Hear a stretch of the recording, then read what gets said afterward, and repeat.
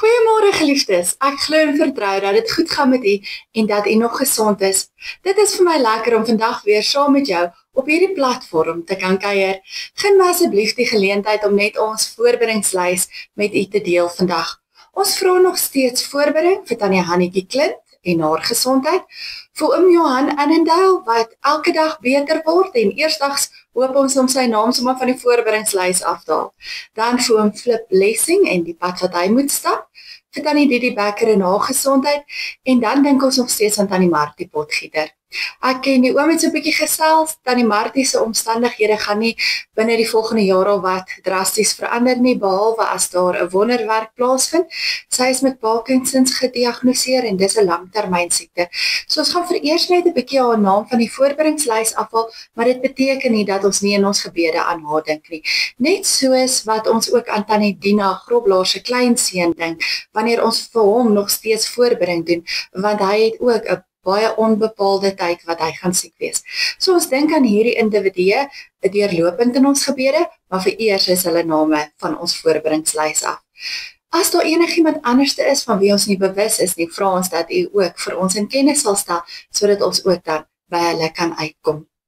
Dan wil ons julle net herinner aan ons Kerssangdiens wat die 16de November in die kerkgebou gaan plaasvind. Daar sal ongelukkig geen video's wees nie weens kopiereg. So 16 November is ons Kerssangdiens. Na afloop van die erediens gaan ons lekker saam kuier. So indien jy dit bywoon, vra ons dat jy 'n bordjie soet of 'n bordjie sout sal saambring. Dan die 23ste November is ons laaste nagmaalsgeleentheid vir 2025. So indien u dit wil bywoon, is u meer as welkom. 23 November, ons laaste nagmaal Sondag. Dit is dan al wat die afkondigings aanbetref vir nou. Ek gaan vra dat ons net sal rustig raak in God se teenwoordigheid en dat ons saam wees op 'n gepaste wyse sal begin. Kom ons bid dan nou saam. Here Hemelse Vader, baie dankie dat ons vandag weer hier kan saam wees op hierdie platform. Ons wil vir u kom vra dat u met elkeen van ons sal werk, dat u ons harte en ons gedagtes gevange sal neem, dat u die woord wat ons gaan lees vir ons sal oopbreek, dat u dit vir ons sal duidelik maak, dat die Gees ons daaruit sal leer, dat hy ons sal vorm deur die woord en dat ons dit wat ons hoor in ons lewens sal inbou. En dat ons dit sal gaan uitleef in 'n wêreld daar buite wat dit brood nodig het. En daarom kom vra ons vanoggend, spreek Here, ons as u kinders luister. Amen. Nou geliefdes, ek het dit goed gedink om vandag weer by 'n Jesaja teks stil te staan. Ons is nou so aan die einde van die kerklike jaar. Ons gaan hier begin Desember, gaan ons begin by Advent, dan begin die kerklike jaar van vooraf, maar vir nou is ons so half besig om af te sluit wat ons kerklike jaar aanbetref. Nou toe ek die teksgedeelte in Jesaja 58 gelees het, toe het dit my nou nogal laat dink aan die samelewing waarin ons leef en hoe mense ook vandag op baie dieselfde manier leef. Ek het nogal agtergekom dat mense geneig is om hulle verantwoordelikhede eenkant toe te skuif en om regtig nie aangespreek te wil word daaroor nie. Mense wil nie aangespreek word oor die foute wat hulle maak nie. Dis asof hulle so half ongeërg is oor iets wat hulle verkeerd gedoen het. So asof dit niks ernstig is nie en ons gaan nou maar net aan. As iemand byvoorbeeld voor jou inry dan, jammer, trek sy skouers op en gaan aan. Dis asof dit nie 'n groot ding is wat hulle byvoorbeeld gedoen het nie. Mense wil ook nie erken dat hulle foute gemaak het nie. As 'n mens partykeer mense aanspreek oor hulle foute, dan sal hulle sê, nee, maar ek beskou dit nie as 'n fout nie. Ek dink nie ek het iets verkeerd gedoen nie. So dis asof mense net nie wil erken, hulle het foute gemaak nie. Ons leef in 'n wêreld waar mense se waardesisteme ook verskil, waar my waardes en jou waardes nie dieselfde is nie, en waar ek voel dat jy my te nakom as jy nie dieselfde waardes as ek het nie. En wanneer ons met mense praat oor waardes, dan sal hulle net sê, dit is nie noodwendig vir my belangrik nie. En ons lewe in 'n wêreld waar mense maar hulle eie koppe volg en waar hulle maar hulle eie dinge doen. En dit het my nou nogal herinner aan hierdie teksgedeelte in Jesaja 58, want hierdie is nie 'n nuwe ding wat sy kop uitsteek nie. Dit is iets wat al in die Bybelse tyd na vore gekom het. En dit gaan ons agterkom as ons Jesaja 58 lees. En ons gaan al die verse van hierdie teksgedeelte saam lees. So indien u Bybel het, is u meer as welkom om te volg. Die Here sê, roep uit volle bors, moet niks verswyg nie. Laat jou stem hoor, duidelik soos 'n ramshoring. Wys my volk op hulle oortredinge, die afstammelinge van Jakob op hulle sondes. Hulle vra wel elke dag na my wil, asof hulle graag wil weet wat ek van hulle verwag. Hulle gee voor dat hulle 'n nasie is wat doen wat reg is en hom hou aan die bepalings van sy God. Hulle vra my wel om regverdige beslissings, asof hulle van my teenwoordigheid hou. Hulle vra, waarom vas ons, maar u sien dit nie. Verootmoedig ons, maar u gee nie aandag nie. Dit is omdat julle op die vasdae doen wat julle wil en die mense wat vir julle werk nog harder laat werk. Julle vasdae loop uit op twis en risie. Julle dam mekaar met vuiste byt.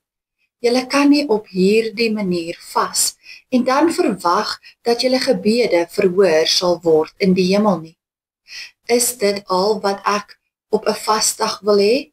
Net dat 'n mens homself verneder, dat hy sy nek buig soos 'n biesie en in sak en as sit? Noem julle dit 'n vasdag, 'n dag waarvan die Here hou?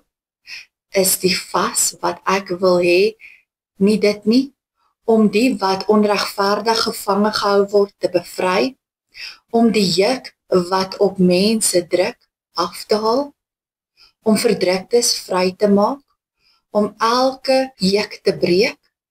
Is dit nie dat jy vir die wat honger is, van jou brood gee nie, dat jy aan die armes en die dakloses 'n blyplek gee nie, dat wanneer jy iemand sonder klere sien, jy vir hom klere gee, dat jy jou medemens nie aan sy lot oorlaat nie, dan sal die lig vir jou deurbreek soos die rooi dag, jy sal gou herstel. Hy wat jou red, sal voor jou uitgaan, die mag van die Here sal agter jou aankom. Dan sal jy roep en die Here sal antwoord. Jy sal om hulp roep en hy sal sê, hier is ek. As jy sorg dat mense nie meer by jou verdruk word nie, nie meer gedreig of vals beskuldig word nie, as jy jou wy aan die wat honger het, as jy voorsien in die behoeftes van die wat in nood is, sal die lig vir jou skyn wanneer dit donker is, sal wat vir jou nag is, word soos die helder middag. Die Here sal jou altyd deurlei, selfs in dorstreke sal hy in jou behoeftes voorsien. Hy sal jou sterk maak, jy sal wees soos 'n tuin met volop water, soos 'n fontein waarvan die water nie opdroog nie. Jou mense sal die ou pynhope herbou, die fondamente herstel wat al geslagte lank bestaan. Jy sal bekend staan as 'n volk wat sy afgebreekte mure herbou, wat sy strate herstel sodat daar weer mense kan woon. As jy nie op die Sabbat oortree nie, op my heilige dag doen net wat jy wil nie, as jy die Sabbat 'n vreugde noem, as jy die heilige dag van die Here in ere hou, as jy dit eer deur nie jou gewone gang te gaan nie, nie te doen net wat jy wil nie, en nie handel te dryf nie, sal jy vreugde vind in die Here. Ek sal jou die land weer in besit laat neem. Ek sal jou laat eet van die opbrengs van die land van jou vader Jakob. Ek, die Here, het dit gesê. Nou geliefdes, ons lees net tot sover. Geliefdes, toe ek die eerste keer hierdie teksgedeelte gelees het, het die teks my verskriklik ongemaklik gemaak. Want kyk ons na hierdie teksgedeelte, dan gaan dit oor oorsaak en gevolg. Ons lees hier dat God sê, ons moet dit doen, en dan sal hy dit vir ons doen. So as ons hom please, dan sal hy nice wees met ons. En dit laat my so half ongemaklik voel, want dit klink vir my baie middeleeus. Dit klink soos in die tyd van die Katolieke Kerk, toe hulle vir mense gesê het, dat hulle iets moet betaal om vergifnis van hulle sondes te kry, of dat hulle hulle plekkie in die hemel moet koop. Dit het Martin Luther gevat om vir ons te kom sê dat God se genade vir ons genoeg is, en dat dit verniet is. Ons hoef nie en ons mag dit nie probeer verdien nie. Ons hoef nie vir God te probeer please nie. Maar dan is die vraag, wat maak ons dan met 'n teksgedeelte soos hierdie een in Jesaja? Wat doen ons dan met hierdie lysie van goed wat vir ons gemaak is, wat so half klink asof ons dit moet nakom om God tevrede te stel? En dat ons hierdie goeie goed moet doen, sodat ons iets van God se kant af kan kry. Ek dink as ons hierdie teksgedeelte so verstaan, dan is dit omdat ons hierdie teksgedeelte so lees. Dit het baie te doen met hoe ons 'n teks lees. Trouwens, ek dink dit hang af van hoe ons die hele Bybel lees. As ons die Bybel lees as 'n boek vol voorskrifte en wette, dan gaan ons 'n teksgedeelte soos Jesaja 58 verstaan as iets waaraan ek en jy moet voldoen om God tevrede te stel of gelukkig te hou. En dan sal hy sorg dat hy goed doen om ons gelukkig te maak en tevrede te stel. Maar as ons die Bybel op 'n ander manier lees, as ons die Bybel lees as 'n boek wat vir my gesonde waardes wil leer en vir my riglyne wil gee, dan gaan ons 'n teksgedeelte soos hierdie heeltemal anders te verstaan, en dan gaan hierdie teksgedeelte vir my meer sin maak vir my lewe. Dit gaan meer sinvol wees, en ek gaan dit gebruik omdat ek dit wil doen wat God wil hê ek moet doen, sodat ek my beste na vore kan laat kom, sodat ek die beste uit die lewe uit kan haal, en sodat ek kan leef die naaste aan die beeld wat God wil hê ek moet wees. So wanneer ons na hierdie gedeelte kyk, dan wil ek 'n beeld gebruik om dit vir ons te verduidelik. Nou die beeld wat ek wil gebruik is die beeld van sport, wat elkeen van ons beoefen. Die meeste van ons het al op die een of ander stadium in ons lewe 'n sport beoefen. Kom ons gebruik nou maar vir vandag se doeleindes die spel van hokkie. As ons hokkie speel, is daar sekere reëls waarvolgens ons moet speel. Hierdie reëls is nie daar om ons in te perk nie, dit is ook nie daar om die skeieregter gelukkig te hou nie.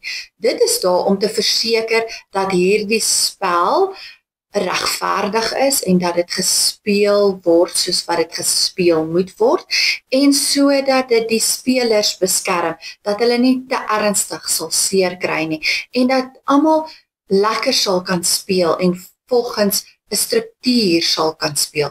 As hierdie reëls nie in plek is nie, gaan mense seer kry en dit gaan chaos veroorsaak, en elkeen gaan dan maar net doen wat hulle wil, en mense gaan ongelukkig raak en niks gaan uitwerk soos wat dit moet uitwerk nie. En dieselfde geld vir die Bybel. Dit is riglyne wat vir ons gegee word. Dit is nie bedoel om ons in te perk nie, dit is nie bedoel om ons lewe vir ons moeilik te maak nie, dit is nie daar sodat ons dit moet uitleef, sodat ons God moet please nie. Dit wil juist die lewe vir ons kom beter maak. Dit wil ons help om beter mense te wees en om beter teenoor mekaar op te tree, en om ons te help dat ons mekaar nie sal seermaak of te nakom nie. Dit is waardes en riglyne om ons lewens meer sinvol te maak. Dit is nie voorskrifte en wette waaraan ons moet voldoen om God se guns te probeer wen nie. As ons Jesaja 58 op hierdie manier lees, dan word dit vir ons 'n stuk wysheid wat vir ons waardes gee om ons lewe meer beter te maak. Waardes wat ons en die mense rondom ons gaan gesond maak en gaan sterk maak en van ons die individue gaan maak wat God wil hê ons moet wees. So kom ons kyk 'n bietjie na die waardes wat Jesaja vir ons voorhou. En hierdie waardes wat hy neergepen het hy duisende jare van tevore neergeskryf. Maar hy kon dit net sowel vandag geskryf het, want dit is nog steeds baie relevant. Hy kom sê in hierdie gedeelte, jy moet sorg dat die mense by jou nie verdruk word nie. En dit kan ons deurtrek na ons daaglikse lewe, soos byvoorbeeld by ons werk. Ons moet seker maak dat mense by ons werk nie verdruk word of uitgebuit word nie. Dit kan dalk wees dat jy weet van iemand wat sy vrou of sy kinders emosioneel of fisies verdruk. En Jesaja sê, ons moet sorg dat dit nie gebeur nie. Hy kom sê ook dat mense nie gedreig moet word nie. Met ander woorde, 'n mens moenie jou mag oor mense misbruik nie. Nie oor jou vrou of jou man of oor jou kinders of selfs oor jou vriende en jou kollegas nie. Ons kan hierdie net selfs weierspan en sê dat jy selfs nie die vreemdelinge moet sleg behandel of dreig nie. Mense wat oor jou pad kom, moet jy met respek behandel. Jy moet hulle met God se liefde behandel en jy moet seker maak dat hulle nie gedreig word nie. Jesaja kom wys ook vir ons dat ons mense nie vals moet beskuldig nie. Ons moet nie vinger wys na mense nie. Ons moet nie roemers oor mense versprei nie. Ons moet ook nie oor mense skinder nie. Dit mag nie deel wees van ons as gelowiges se lewens nie. En as ons aan hierdie waardesisteem vashou van om nie valse beskuldigings teen mense in te bring nie, gaan dit van ons beter mense maak. Hy kom sê ook, daar is altyd mense tussen ons wat die een of ander nood het en ons moet daardie mense wat nood het help. Hulle het ons hulp nodig en ons moet nie net die nood raak sien nie, maar ons moet ook iets aan daardie nood doen. Nou dis nogal opvallend as ons na hierdie waardes kyk wat Jesaja hier vir ons voorhou, dat dit alles te doen het met die verhouding tussen mense. Ons het by laasweek se teksgedeelte stil gestaan en gesê ons moet 'n honger en 'n dors hê na God en dat dit ons verhouding met God gaan aanspreek en dat dit gaan sterker maak en dat ons nader aan God gaan beweeg en dat ons verhouding met God gaan goed wees. Nou gaan Jesaja so 'n bietjie verder en hy sê, hier gaan dit oor jou verhouding met jou naaste en dat ons daarop moet fokus. So wat Jesaja in hierdie gedeelte vir ons wil kom beklemtoon, is dat ons verhoudings met mekaar met die skoonste en die beste waardes moet aanpak. En dan sê Jesaja, wanneer ons leef met hierdie waardes, dan word ons ook sterker mense. Dan sal ons lewens soos lig wees, wat nie afgetrek word deur die donkerte van hierdie wêreld nie. Dit sal van ons sterk mense maak, wat die slegte dinge kan weerstaan en sal opstaan vir die goeie dinge in die lewe. Hy sê ons sal soos 'n tuin wees wat 'n lushof is, soos 'n fontein wat net die beste water voortbring en nooit droog raak nie. Nou in die Ou Testament is 'n tuin en 'n fontein simbole gewees van dit wat goed is en waar daar goeie verhoudings is en waar mense by mekaar kom en mekaar vind. Om te leef met goeie waardes en goeie verhoudings vat jou na goeie plekke toe en maak van jou 'n sterker mens. Maar vers 12 het my veral aangespreek in ons gedeelte. Hier sê Jesaja dat goeie waardes van ons bouers en herstellers sal maak. As ons vir mekaar omgee, as ons mekaar nie verdruk nie, as ons mekaar se nood raak sien en iets daaraan doen. As ons mekaar nie dreig nie en mekaar nie vals beskuldig nie en mekaar nie beskinder nie, dan is ons bouers en herstellers. Mense wat positief is en nie net altyd kla en negatief en pessimisties is nie. Mense wat opbou en nie afbreek nie. Mense wat brûe en paaie bou sodat mense by mekaar kan uitkom. Mense wat veilige plekke bou waar mense kan tuiskom en kan veilig voel en hulle self kan wees en weer heel kan word. Goeie, positiewe waardes maak dat ons bouers en herstellers is. Nou hoe ons bou is nogal belangrik.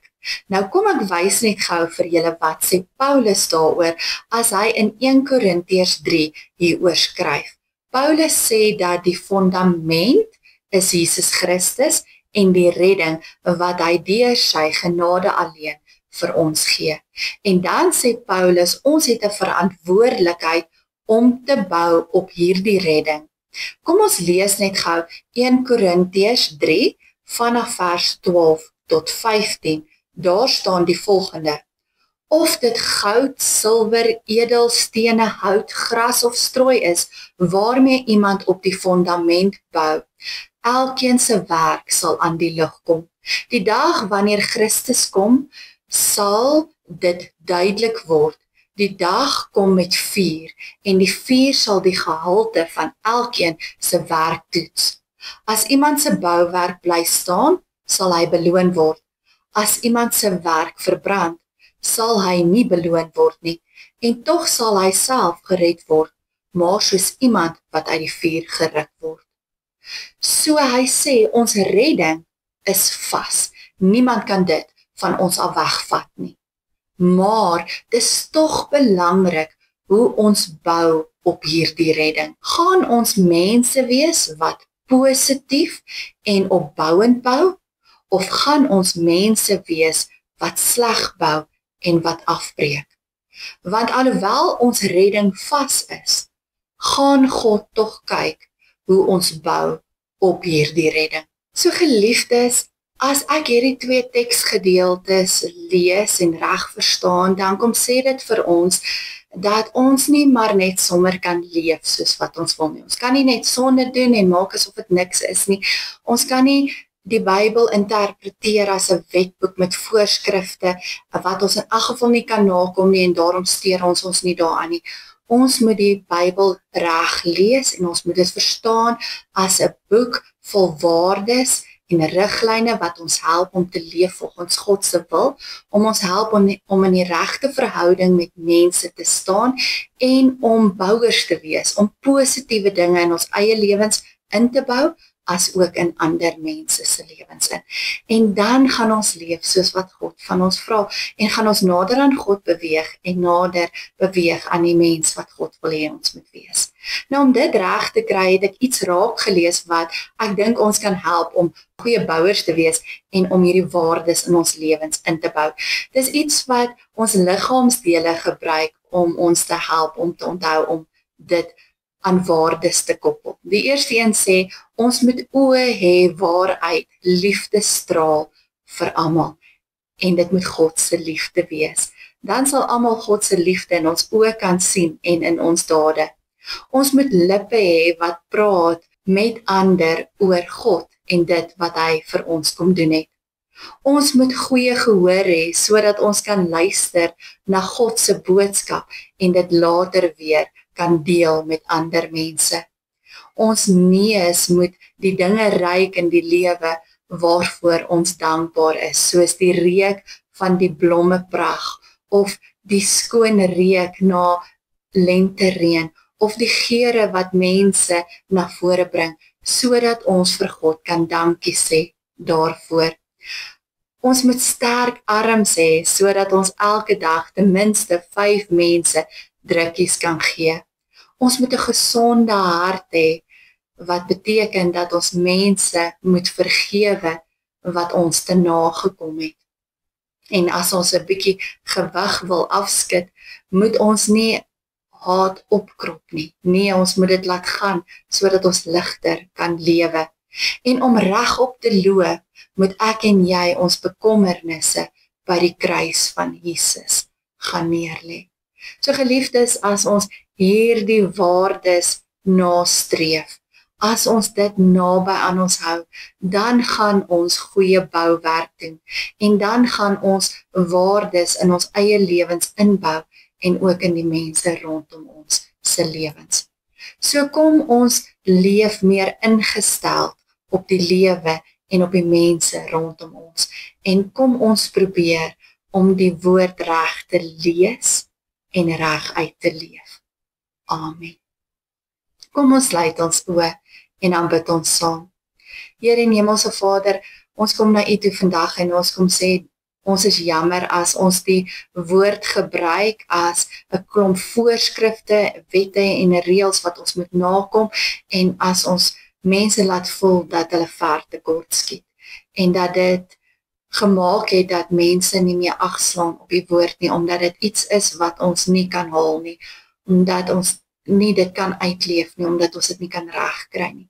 Vader, maar ons besef ook dat ons partykeer so voel oor die woord, dat ons dit as 'n klop moets en moenies gebruik en dat ons dit gebruik om mense mee te straf of mense uit ons lewens uit te skuif of mense te na te kom.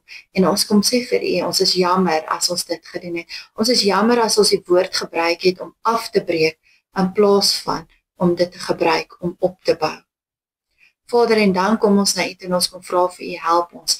Help ons om die woord eerder te sien as 'n klomp waardes en riglyne wat ons kan gebruik om ons eie lewens te verbeter en die lewens van die mense rondom ons te verbeter. Help ons om die waardes wat Jesaja vir ons in hierdie gedeelte gegee het, toe te pas in ons lewe, om seker te maak mense word nie bedreig nie, hulle word nie verdruk nie, hulle word nie sleg behandel nie, om seker te maak dat mense wat in nood is hulp kry, dat ons liefde en omgee en respek uitdeel aan mense, dat ons daar is om mense op te tel en sterker te maak en te dra en te help en te ondersteun.